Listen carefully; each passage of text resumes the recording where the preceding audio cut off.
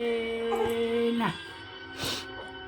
एक तरवे लागल गोदी के बालकवा सासू झगड़ा करे हो गोतनी ताली मारे एक तरवे लागल गोदी के बालकवा सासू झगड़ा करे हो गोतनी मारे तबला। देखो तो कैसे ही गई जो कहाँ बालक तो रोवे लागल सासू झगड़ा करे गोतनिया हो तबला भी मारे गोतनिया हो तबला भी मारे एक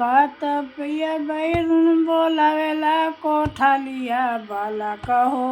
रोवे जे लागल हमर बालक हो रोवे जे लागल ओहू बालकवा